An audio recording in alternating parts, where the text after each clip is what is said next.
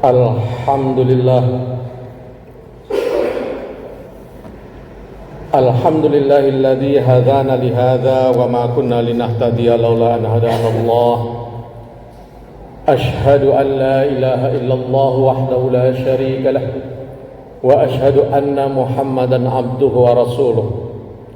Allahumma shalli wa sallim ala asyrafil anbiya'i wal mursalin Sayyidina Muhammadin wa ala alihi wa sahbihi ajma'in, amma ba'd. Faya ayyuhal muslimun, usikum wa iyaya bitaqwallah faqad fazal muttaqun. Wasma'u ma qala Allah ta'ala fil Qur'anil Karim. A'udzu billahi minasy syaithanir rajim. Wa idz ta'adzana rabbukum la in syakartum la azidannakum wa la in kafartum inna 'adzabi lasyadid. Wasiat takwa terlebih dahulu kami sampaikan khususnya untuk diri pribadi kami dan kepada kita sekalian. Marilah kita terus berupaya memperbaiki dan meningkatkan ketakwaan kita kepada Allah Subhanahu wa taala dengan sebenar-benarnya takwa, yakni dengan terus berusaha menjalankan segala perintah-perintahnya dan juga berusaha menjauhi segala larangannya. Jamaah Jum'ah rahimakumullah, ada satu konsep yang kadang-kadang suka ditanyakan kepada kami. Itu katanya, kira-kira apa konsepnya agar bisa sukses di dalam hidup. Ini biasanya yang sering bertanya seperti ini anak remaja atau anak muda yang sedang menjalani proses untuk menuju satu cita-citanya. Kami bilang sebenarnya bukan hanya kami tetapi banyak juga teman-teman yang menggunakan konsep ini, insya Allah. Ya walaupun katakanlah suksesnya itu, kalau dalam ajaran Islam ini kan istilahnya kalau boleh saya simpulkan, meski tidak kaya tetapi yang penting berdaya. Ada yang menyebut hidup ini asal cukup sudah bisalah hidup. Kalau cukup pakai motor ya punya motor cukup. Cukupnya pakai mobil ya punya mobil juga cukup, kan begitu. Konsepnya pendek, tetapi insya Allah kalau kita kaji, kita hayati dan kita amalkan, ini bisa menjadi satu pedoman buat kita. Konsep itu saya rangkum dalam satu kata, ikhlas. Ikhlas mengandung dua pengertian. Yang pertama pengertian secara umum, yakni ikhlas itu sendiri. Kalau dalam bahasa Arab, ikhlas itu berasal dari kata kholaso, bersih. Artinya orang yang ikhlas itu insya Allah biasanya hatinya bersih. Bersih dari apa? Dari kotoran-kotoran. Kotoran hati itu antara lain misalnya kita mengeluh,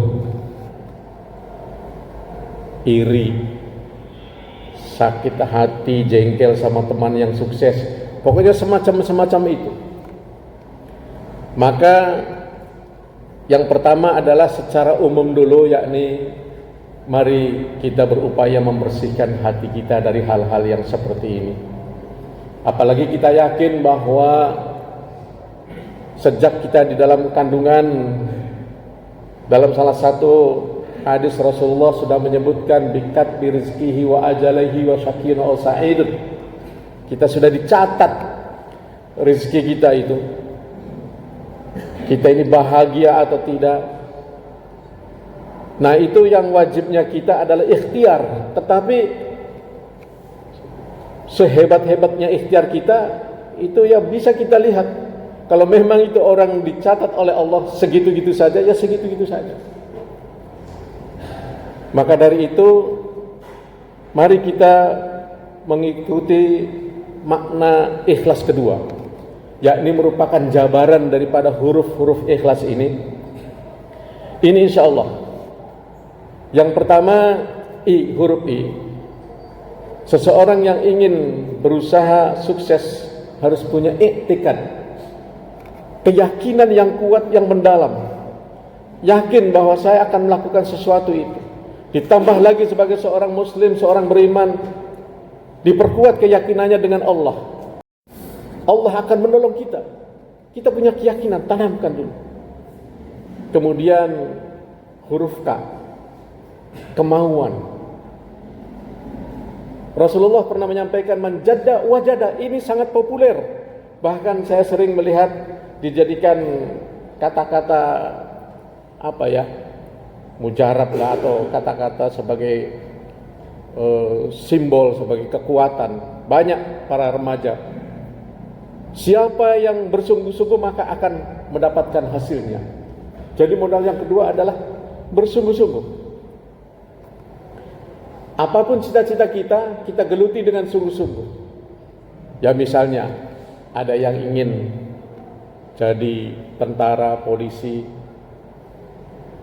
Itu kan mulai dari masih remaja dia bersungguh-sungguh. Oh iya, tanya-tanya dulu. Karena sungguh-sungguh dia tanya, apa syaratnya? Oh syaratnya harus tingginya sekian. Dia berusaha olahraga supaya tinggi. Oh matanya tidak boleh minus. Dia berusaha menjaga kesehatan matanya sehingga dia mengurangi main game misalnya. Itu kesungguh-sungguhan. Ikhlas, H. Yang kedua, yang ketiga mohon maaf, kan tadi I, iktikad, K, kemauan, kemudian H, hemat. Ini hemat bukan hanya sekedar kata, tetapi ada satu konsep dalam ajaran Islam ini, bisa kita lihat, bisa kita teliti. Hemat ini merupakan sikap yang tengah-tengah, wasaton, di antara apa? Di antara boros dan pelit. Ajaran Islam melarang kita hidup boros, bergaya hidup mewah, yang menghambur-hamburkan harta, tetapi juga melarang kita pelit. Maka jatuhnya di tengah-tengah adalah hemat. Ya orang hemat itu dia perhitungannya insya Allah matang. Ya. Dalam artian misalnya mau menyumbang sesuatu. Kalau sumbangan ini bermanfaat besar untuk kemaslahatan umat, tambah lagi untuk dirinya sendiri, insya Allah dia bisa menyumbang sesuai dengan kemampuannya. Tidak menolak sumbangan, tetapi juga tidak kemudian memberikan sesuatu dengan niat lain tadi. Wah, supaya saya dikenal dermawan, supaya lainnya yang niatnya itu adalah niat-niat yang tidak sesuai dengan syariat. Ria, ingin dipuji, ingin mendapatkan sesuatu dan lain sebagainya. Kemudian L,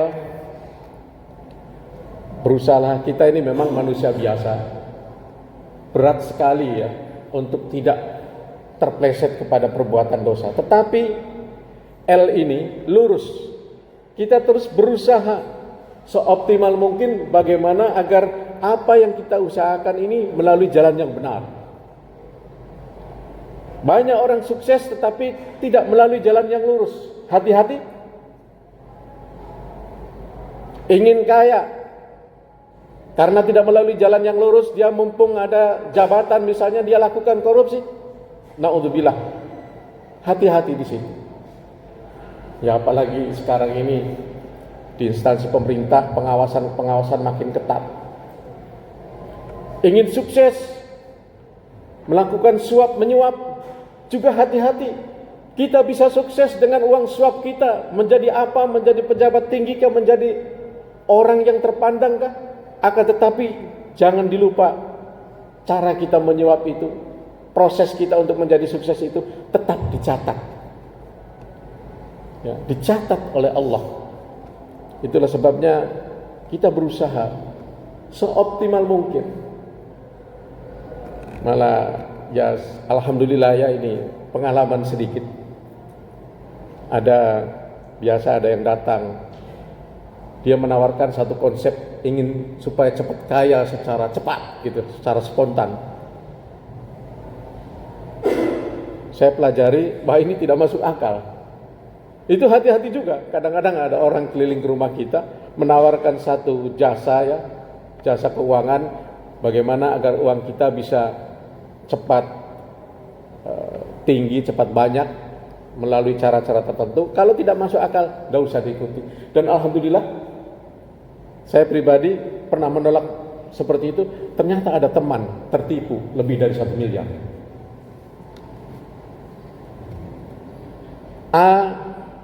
Huruf A, ikhlas, amal. Kita usahakan meski sedikit, ya, kita usahakan apa yang kita dapatkan rizki dari Allah ini untuk amal kita. Mulai dari kita mencari nafkah, pergi keluar rumah itu, bismillah, saya mencari nafkah untuk ongkos, untuk bekal ibadah, supaya saya bisa dapat makan, anak istri bisa dapat makan dan kuat, bisa sholat, bisa zikir, bisa baca Quran. Itu amal untuk badan kita.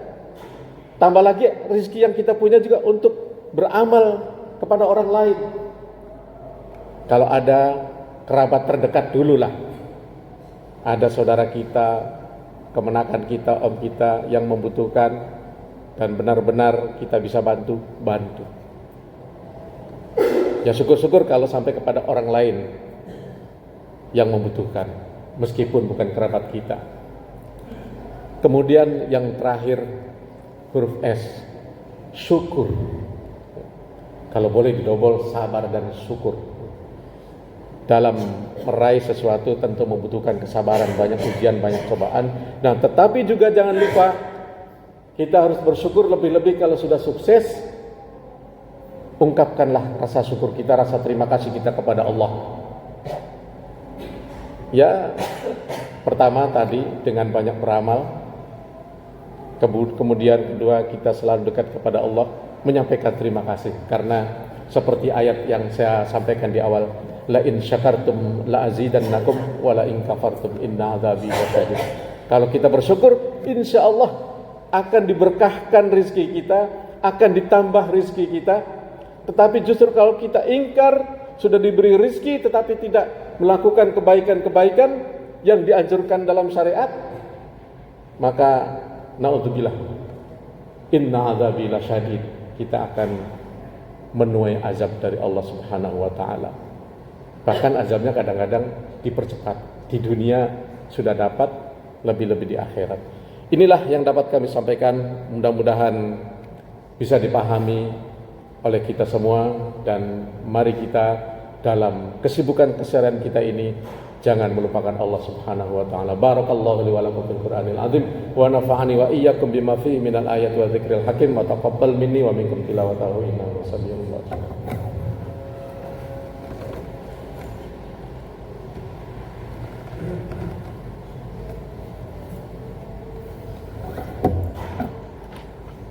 Innal hamdalillah nahmaduhu wa nasta'inuhu wa nastaghfiruhu wa na'udzu billahi min syururi anfusina wa min sayyiati a'malina may yahdihillahu fala mudilla lahu wa may yudlil fala hadiya lahu. Asyhadu an la ilaha illallah wa asyhadu anna Muhammadar Rasulullah. Allahumma shalli wa sallim ala sayyidina Muhammad wa ala alihi washabihi ajmain. Amma ba'du fa ya ayyuhal muslimun usikum wa iyaya bi taqwallah faqad fazal muttaqun. Wasma'u ma qala Allah ta'ala fil Qur'anil Karim. A'udzu billahi minasyaitonir rajim. Wal 'asri innal insana lafi khusrin illa alladziina aamanu wa 'amilus solihati wa tawassaw bil haqqi wa tawassaw bis sabr. Wa'lamu innallaha wa malaikatahu yusholluna 'alan nabi ya ayyuhalladzina amanu shallu 'alaihi wa sallimu taslima.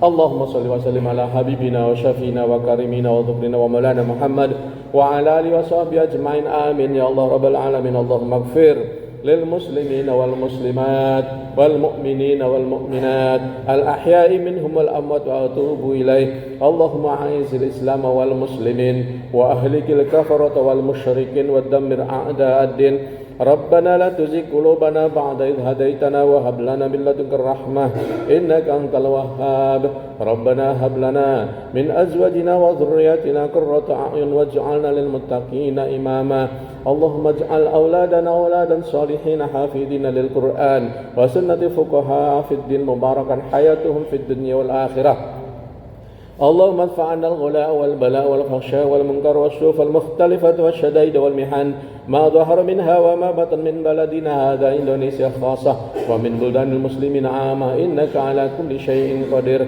اللهم طول أمورنا وصحح أجسادنا وأحسن أعمالنا اللهم اجعلنا من الشاكرين اللهم اجعلنا من الشاكرين اللهم اجعلنا من الشاكرين ربنا آتنا في الدنيا حسنة وفي الآخرة حسنة وقنا عذاب النار عباد الله إن الله يأمر بالعدل والإحسان وإيتاء ذي القربى وينهى عن الفحشاء والمنكر والبغي يعظكم لعلكم تذكرون ولذكر الله أكبر